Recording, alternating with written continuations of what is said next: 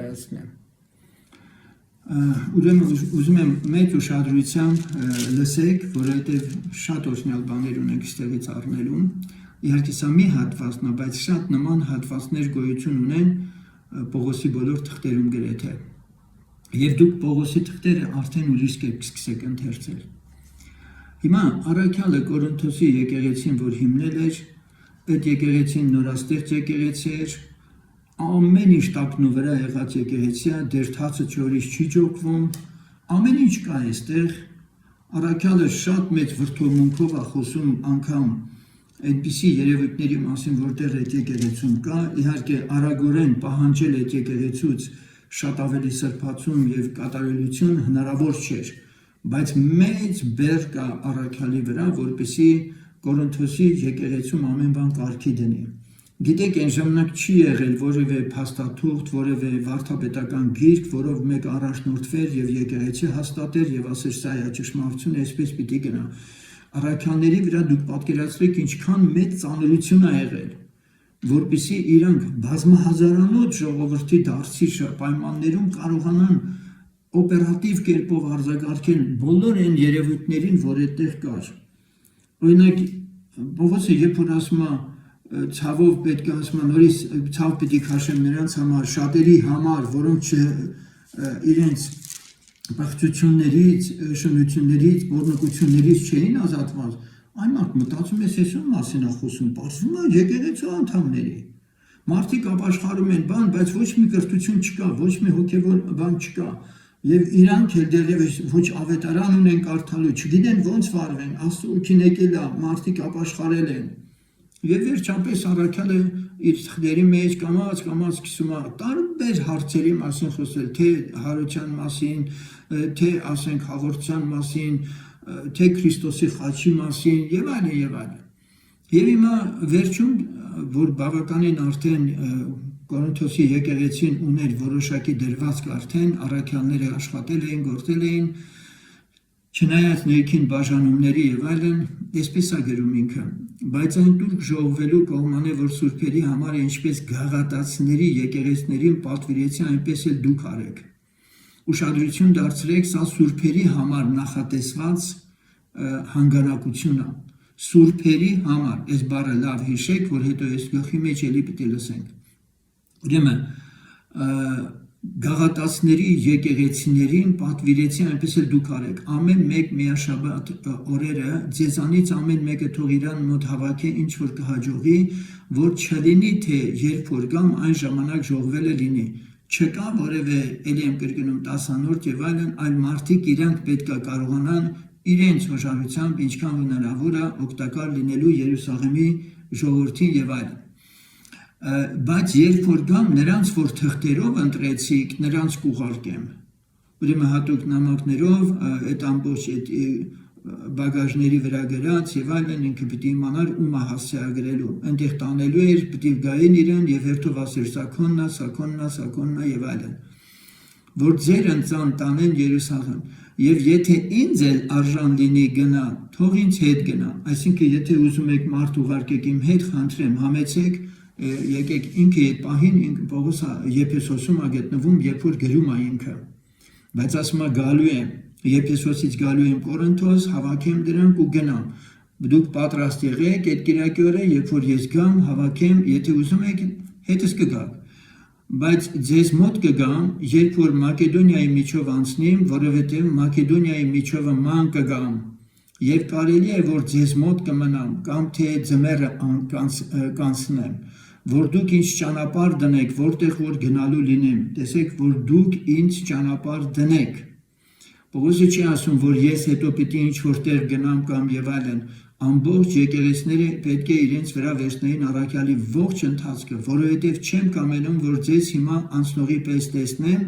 հույս ունեմ, որ մի ժամանակ ձեզ մոտ կենամ։ Եթե Տերը հրամայե, որ պարզ խոսում է, որ Պողոս առաքյալը առանց Աստծո հրամանի ոչինչ չի անում։ Ինչ որ ինքը գրում է, ինչ որ հիմա անում է եւ այլն, եւ հիմա ասում է, ես ձեր մոտ գամ, դրանից հետո կենամ, կմնամ ձեր մոտ, եթե Տերը հրամայի, բայց եթե Տերը հանկարծ ինձ ասեց վերջ, այստեղ չես մնա, ձմեռ ես ուզում մնաս, ձմեռն է չես մնալու, պիտի գնաս, ես կմնամ։ Բայց հիմա Եփեսոսումն եմ կենում միջև Պենտեկոստե։ Ուշադրություն դարձրեք, Եփեսոսումն եմ կենում միջև Պենտեկոստե։ Դա հոգեգանստական եկեղեցին որ տոնում է, այդպիսի տոն չի, սա հրեաների Պենտեկոստեն է, վասնզի մեծ եւ արդյունավոր դուռ է բացված ինձ։ Ինչի է արդյունավոր դուռ բացված, որովհետև աշխարհի տարբեր երկրներից գալու են մոտ 2 միլիոնից ավել երևի տարբեր հաշվարկներով աշխարհի տարբեր տեղերից գալիս են Երուսաղեմ ուխտագնացության։ Նու որոշներն ասում են հենց Երուսաղեմը շուրջ 200,000 էր ընդունում տարբեր թվեր։ Ամեն դեպքում սա մեծ դուռ է իր համար եւ ինքը անպայման ուզում է այդտեղ ավետարանի։ Եվ հակառակողները շատ են։ Հիմա դրանից հետո ինքը երբ որ ասում է իր ծրագրերի ու պլանների մասին, մի հատ շատ հետաքրքիր անցում է կատարում։ Հիմա եթե Տիմոթեոսը գա, նայեցեք, որ անվախ լինի ձեզ մոտ։ Ուշադրություն դարձրեք։ Տիմոթեոսը, որին ինքն էր իր հոգևոր հայրն էր համարում, Տիմոթեոսը Պողոսին, իսկ Պողոսը իր որդին է համարում Տիրոջմով եւ Եփեսոսի եկեղեցու առաջնորդը ինքը կարգել Պողոս առաքյալը։ Հիմա ինքը Եփեսոսից Տիմոթեոսին նախորոք ուղարկում է Կորինթոս։ Տիմոթեոսին նախորոք ուղարկում է Կորինթոս, որպեսզի այս ամեն բաները ինչը որ պիտի լինի եւ այլն կարգի բերվի։ Որ Տիրոջ գործն է գործում, ինչպես որ ես էլ։ Ուշադրություն դարձրեք, ասում է անվախ լինի ձեզ մոտ։ Անվախ լինի ձեզ մոտ, սա նշանակում է, որ խնդիրներ ինքը չունենա ձեր հետ։ Այլ ինչ որ պատվիրել եմ, հնազանդաբար կատարեք Տիմոթեոսի առջև, որ Տիմոթեոսը որևէ խնդրեմ ձեր մեջ չունենա։ Արդ մեկը չանարգե նրան։ Մեկը չանարգե նրան։ Հանկարծ նրա երիտասարդ լինելը եւ այլն, նա իմ գործակիցն է։ Հրահանգում եմ ձեզ, ոնց ինձ եք ընդունել, այնպես էլ իրեն կընդունեք։ Արդ մեկը չանարգե նրան եւ խաղաղությունով ճանապարհ դրեք նրան, որ ինձ մոտ գա, որ սպասում եմ նրան եղբայրների հետ։ Շատ հետաքրքիր է Պողոս առաքյալը, շատ ստրատեգիկ, տակտիկական իր գործելակ ոչի մեջ շատ հստակ։ Տիմոթեոսին ուղարկում եմ, իմ ասածները բոլորը կանեք, ինքը խաղաղությամբ ճանապարհ դրեք իրան, եղբայրներով սպասում ենք նրան։ Իսկ Ապողոս եղբոր համար գիտացեք, որ շատ աղաչեցի նրան, որ ձեզ մոտ գա եղբայրների հետ, բայց ամենևին կամք չուներ, որ հիմա գա, բայց կգա, երբ որ հարմար ժամանակ կունենա։ Ուրեմն հիշենք, որ առաքյալը ասում է այդ մասին, որ շատերը Ապողոսյան եւ այլն է կոչվում եւ այսպես այնպես, եւ Պողոս Ապողոսի հետ խոսացել է, ասել է այդ եկեղեցում քո անունն էլ շոշափվում, անպայման պիտի գնաս եւ այնտեղ կարգի բերես, որովհետեւ ավետարանը ծրվում է այնտեղ։ Մարդիկ սկսել են մեր անձերի հետևից գալ։ Եվ շարունակում է ինքը, արդեն լրիվ Կորինթոսին ուղղելով խոսքը։ Արթուն եղեք, հաստատ կացեք հավատքումը, ընդ որում այս էլիա կրկնում ինքը իր թղթում մի քանի տեղերում, արթուն եղեք, հաստատ կացեք հավատքումը, արիացեք եւ ուժովացեք, ձեր բոլոր բաները թող սիրով լինի։ Ճիշտ է, հրահանգները տվել է ինքը, բայց նաեւ շեշտադրում է անում, այս ամենը պետք է լինի սիրով։ Եվ հիմա այստեղից սկսած մի հատ ուշադիր լսեք 15-րդ խոսքից 16-րդ գլխի։ Աղաչում եմ ձեզ եղբայր, գիտեք Ստեփանի տունը, որ Աքայեցիների առաջի պտուղն է,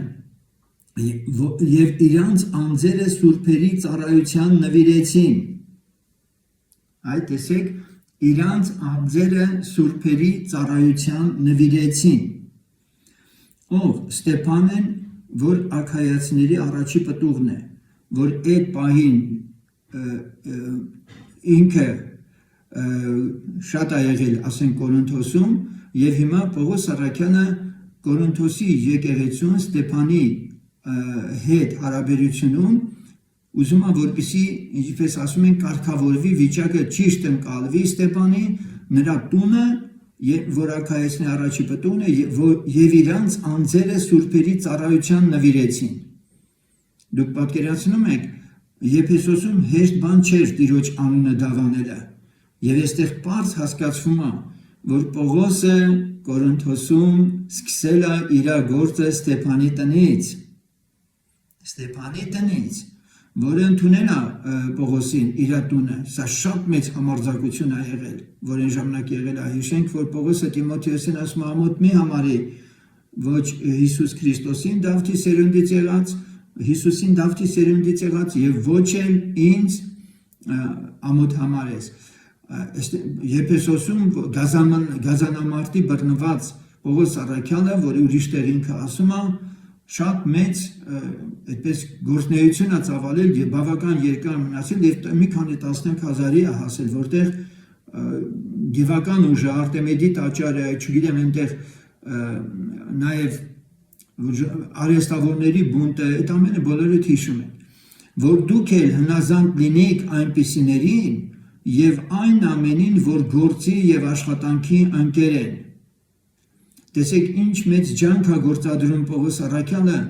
Կորինթոսի եկեղեցին հսկողության տակ պահելու։ Ամբողջ եկեղեցուն ասում է պետք է հնազանդ լինեք Ստեփանի նման անձնավորություններին, ովքեր իրենց անձերը սուրբերի ծառայությանն են նվիրել։ Ուրախ եղա Ստեփանի եւ Ֆորտունատի եւ Աքայիկոսի գալու համար, որ նրանք ձեր պակասությունը լցրին։ Այսինքն Կորինթոսից եկել են փաստորեն Ստեփանը, Ֆորտունատը եւ Աքայիկոսը, որոնց ինքը հետ է ուղարկելու։ Կորինթոսից եկել են, Եփեսոսում ինչի կարիք որ եղել է եւ այլն Պողոսի համար այդ գործի ծառայության համար եկել արել են եւ նրանք Պողոսն ասում է ձեր պակասությունը լցրին։ Այս 3 անձիկ ամբողջ եկեղեցու գործ են արել։ Պատկերացնում եք Ստեփանեն, Ֆորտունատը, Աքայիկոսը մի ամբողջ Կորինթոսու եկեղեցու, ասում է նրանք ձեր պակասությունը լցրին, այսինքն իրան ծառայելու պակասությունը լցրին, որ Պողոսն ասում է, որ դուք պետք է բոլորդ էլ այդ գործի մեջ լինեք, բայց այս 3-ը կարծես թե լրացրել են այդ ամբողջը, ինչի խնդիր որ եղել է, որովհետև իմ եւ ձեր հոգուն հանգիստ տվին, Այսինքն Պողոսին ուզեցին ասեն, որ մենք մենակ չենք այնտեղ, մենք այս երեքով ենք, ամեն ինչ կարգի կբերվի եւ ձեր հոգուն հանգիստ տվին։ Եվ նաեւ ինչ որ իմաստով եղբայրները այդ իմաստությունը ստացած հանգցրել են Կորինթոսում ինչ որ մի կրակ, որ հակառակորդն բռնկած եղել։ Ուրեմն ճանաչեցեք այդպիսիներին։ Այստեղ ակնարկը ճանաչեցեք այդպիսիներին, սա նշանակում է ոչ միայն հարգանքի ու պատիվի, այլ նաև բոլոր առումներով, որ այս մարդիկ որևէ խնդիր չունենան իրենց ծառայության պատճառով, որովհետև իրենց անձերը սուրբերի համար դրին։ Եվ դուք հիշեք նաև առաջի 16-ի առաջի գետում, որ Պողոս առաքյալն ասում է թուրքերի կողմը ժողվելու համար, որ ասում է ամեն միաշաբթի օրերը ձեզանից ամեն մեկը իրան մոտ հավաքի ինչ որ կհաջողի, որ չլինի թե երբ որ գամ այն ժամանակ ժողվեք սուրբերի համար հավաքվող, ասենք այդ ամբողջ турքը հեշտ բան չէր հսկայական ճանապարհներով տանել, հասցնել տեղ եւ այլն, ինչը որ այսօր տարբեր մարդիկ միսիոներական իրենց գործունեության մեջ չգիտեմ, Աստված գիտի ամենքի շարժառիթները, ինչ կերպով են գործում, ինչ ձևով են անում դրանք եւ այլն։ Բայց այստեղ մենք կարդում ենք, թե առաքյալը ինչպիսի զինակիցներ ունեցել։ Բարև են տալիս ձեզ ասիացիների եկեղեցիները։ Հիմա հերթով բարևներին գնանք, մի փոքր զարմանալի բան կբացահայտենք մեր համար։ Ասիացիների եկեղեցիները Պողոսը գտնում է Եփեսոսում, Եփեսոսը փոքր Ասիայում է, եւ ասիացիների բոլոր եկեղեցիները Պողոսի նամակ գրելու ժամանակ, որ Պողոսը ինքը շրջել է ամենուր, միաժամանակ հիշեցնելով Կորինթոսը, որը գտնվում էր Բալկանյան թերակղզում, թերևս, ասենք Հունաստան, իսկ սա փոքր Ասիա, ասիացիները բարև են տալիս Տերով, շատ բարև են տալիս ձեզ Տերով, բարև Տերով, Ակյուղասը եւ Պրիսկիղան։ Հիշենք, սրանք այն ամուսիններն են, որոնց անունները Սուրբ գրքում շատ է հիշատակված։ Այս ամուսինները Ակյուղասն ու Պրիսկիղան, որ ասում է իրենց անձերը տվեցին, իրենց գլուխն են առաջարկել, այսինքն Պողոսին չեն մատնել, երբ որ եկել են խոզարկելու եւ այլն, Պողոսին կարողացել են պահել։ Դարձյալ Պողոսը ինչ որ իմաստով իրանց տներից, իրանց ընտանիքներից, երբ որ իրենք արհեստով վրանագործ էին, այդ ծանոթությունից հետո իրանց տանն էլ, իրանց գերդաստանն էլ ապաշխարում են։ Այն եկեղեցու հետ, որ նրանց տանն է։ Սա մի հատ գողտրիկ համար է, որ էլի կա տեղեր, որ տան եկեղեցի արտահայտությունը կա, որը հուշում է, որ եթե որևէ տան մեջ եկեղեցի է գումարվել եւ այդ գերդաստանը 10 հոգի կլինի, 20 հոգի կլինի, 50 հոգի կլինի, ապաշխարել են, Աստծուն ընդունել են, հենց իրանց մեջ էլ առաքյալը ձեռնադրել է թերևս երեց եւ այդ տան եկեղեցի այլևս որևէ ուրիշ դրսից եկեղեցու անդամ մուտք չէր գործում կամ որևէ հավատացյալ չէ։ Հնարավոր է այլ խումբ ձևավորվեր եւ այլն,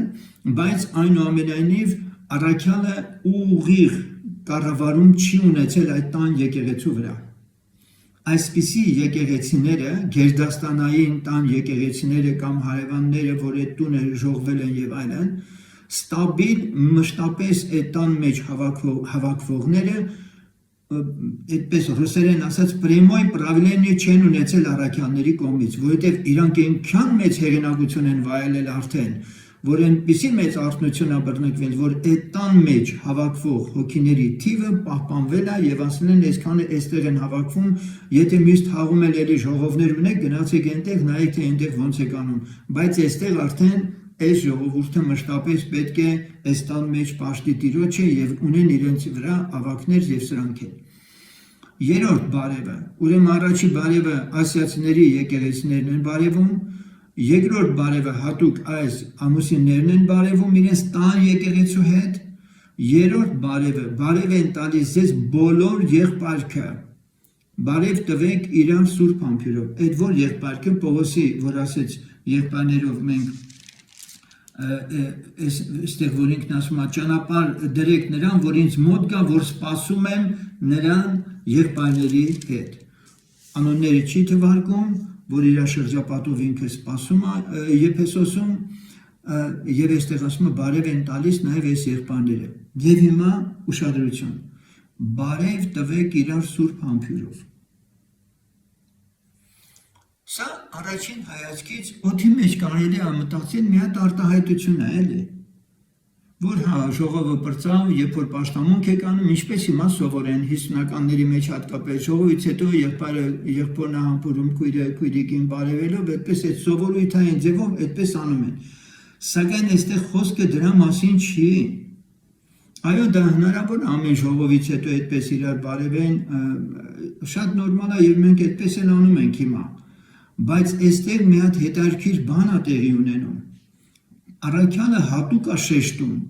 բարև տվեք իրար սուրբ համբույրով։ Նախ այս բարևի, այս նամակը, որ պիտի ընթերցեին,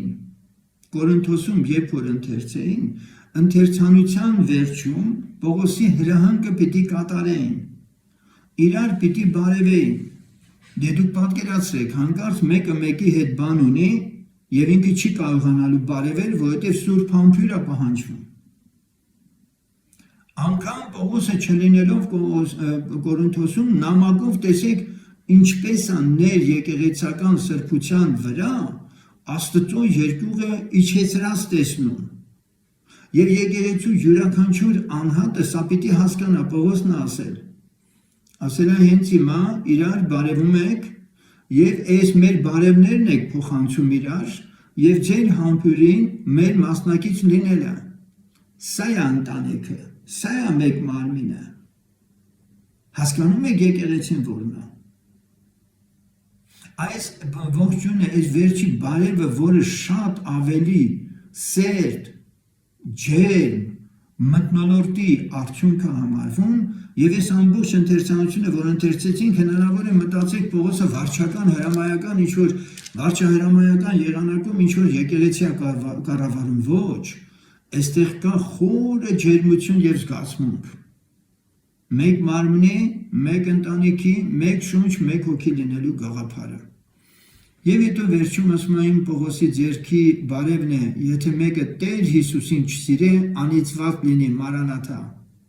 Դուք պատկերացրեք, նա որ իրան սուրբի տեր է դնում, այս երկրորդ հատվածը զգուշացնում է Տեր Հիսուսին, եթե դու սիրում ես,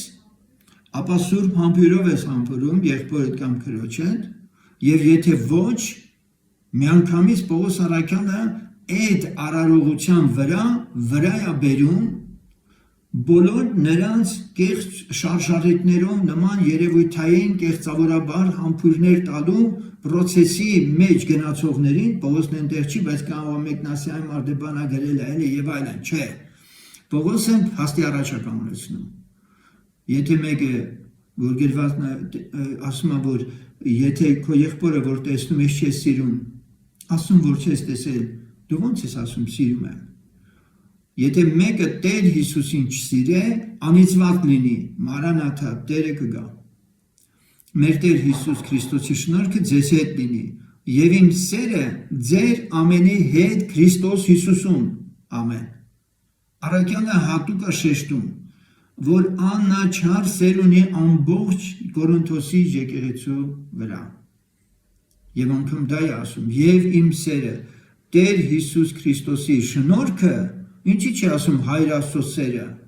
նաեւ ասում է իմ սերը ձեր ամենի հետ Քրիստոս Հիսուսում։ Սա կարող է ասել մի մարդ, որն այնքան մոտ է, այնքան խորն է հասկացել Աստծուն եւ նրա հետ այնպիսի հարաբերություն ունի, որի հոգևոր մակարդակը չափել անհնար է։ Երբ որ ինքն անգամ այսպիսի տողեր է գրում։ Եվ ուրիշ տեղ ասում է, ես պատրաստ եմ սպառվելու, եթե նույնիսկ ձեր կողմից էլ չսիրվեմ։ Սեներ, ես փորձեցի Պողոսին մի փոքր այլ տեսանկյունից բացահայտել ձեզ, իրան խոսքերի մեջ գնալով, եւ ես հավատում եմ, որ ինչ որ հիմա դուք լսեցիք, ինչ որ հասկացանք, Աստծո Սուրբ Հոգին ուզում է, որպեսզի մենք այսպիսի եկեղեցի լինենք։ Եվ փառք եմ տալիս, որ այդ ճանապարհին ենք։ Ուզում եմ, որպեսզի աղոթք անենք, որ կարողանանք հասկանալ գրվածքների խորությունները, ինչը որ Աստված այսօր ինձ այս համարների վրա բերեց։ Տերորդն է, Աստված ձեր հետ, ուրեմն Ժորժ ջան, ինչքան հնարավոր է մաքսիմալ թափանցել է պետք ավետարանի ճշմարտության մեջ, հոգին հասկանալ, Աստծո խոսքի հոգին հասկանալ եւ այդ հոգու մեջ ապրել։ Տերը ձեզ հետ, Տեր օրհնի բոլորիդ։ Աստված